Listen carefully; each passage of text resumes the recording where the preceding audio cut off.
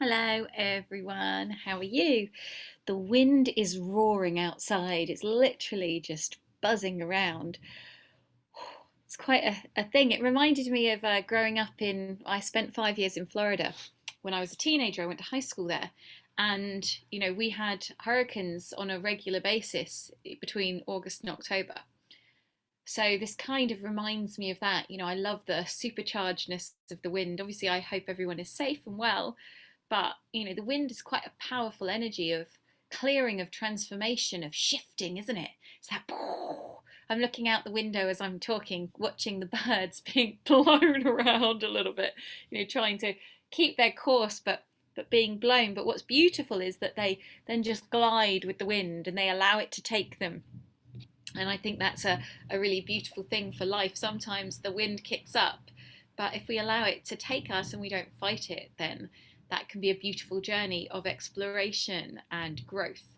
I kind of feel like that's the journey I'm on at the moment. The wind is blowing me in areas, it's waking things up, it's shifting things, and I'm trying not to fight it. I'm trying to just breathe and go with the flow of where I'm being moved to, where I'm being guided to, which is a deepening of connection, a deepening of so many things.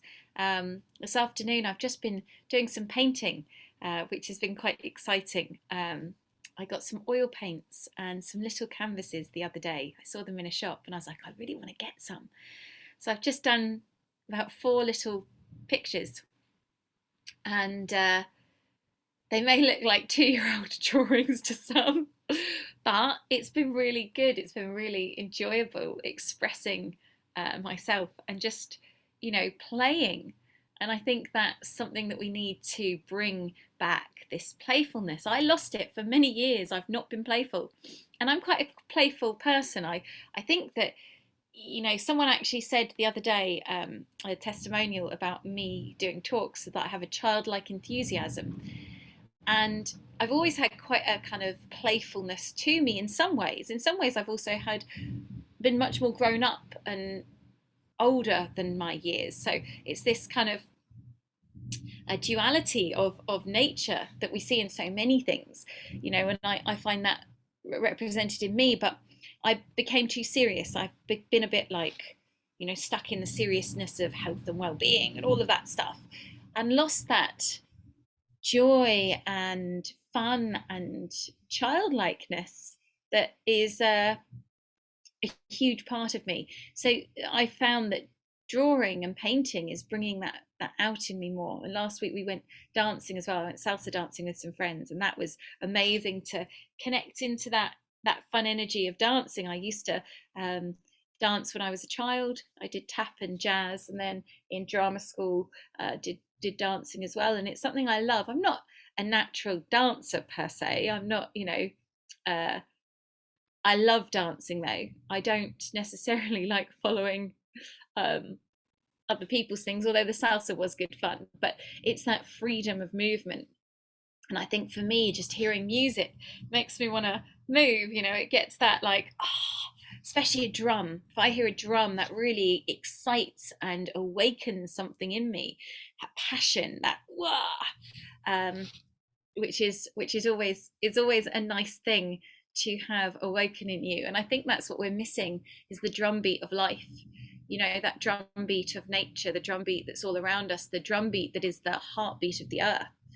Being in sync with that drumbeat and listening to it and allowing that to move us, and allowing that to help us explore and connect into those deeper places within ourselves. One of the things that I think in society we lack is, especially as women, but also as men, is that ability to feel sensual. I'm not talking about sexual, I'm not talking about anything happening, but just sensual, to feel the beauty of your own body, to feel that magnificence within you, that rawness, that kind of passion moving through you, which is the creative life force. Ultimately, it's that connection with source. When we're connected to the source, when we're connected to everything around us, that brings this passion within us, this movement. And it's from that place of movement that we can really create things. But so often in women, especially, that the root chakra has been switched off, that connection to the earth, their connection into the sacredness, and through sexuality, we're told, we're brought up that, sex is dirty, potentially, that sex is something you shouldn't do till you're older, that sex is has all these labels around it. This is how it should be. Um, don't play with yourself, all of this stuff. But actually, what we're doing is we're turning people off when we should be turning them on. And what I mean by that is we should be allowing the healthy exploration and connection to one's body as a sacred, beautiful thing. Um, I think these are all really important topics that we need to look at. I've been, going into a lot of this because the Wild Women Retreat is coming up in May 6th to the 9th. And we're going to be exploring creativity. We're going to be exploring drum beats. We're going to have a beautiful Beltane fire. We're going to, really connect into the magic of the earth and how we can utilize that creative force through us, how we can move that creative force in our beings to create action. I'm just also putting together a Wild Woman Day. It's just going to be like a taster day of the retreat. It's going to be a beautiful day in March. I'm just sorting out dates, so I will keep you posted on that. So that will be in sunny Suffolk.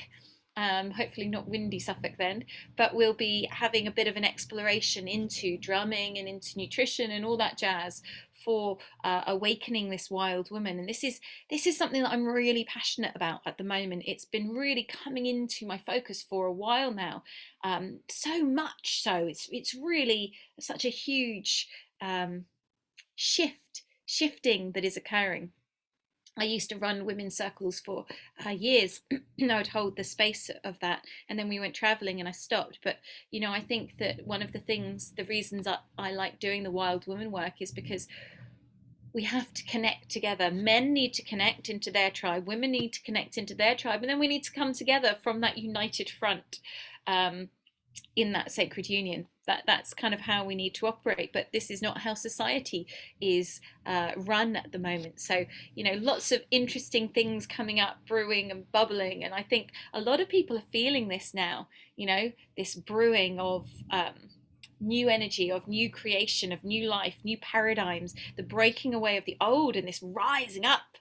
So I'm ready to rise up. Who's rising with me? I hope you all are.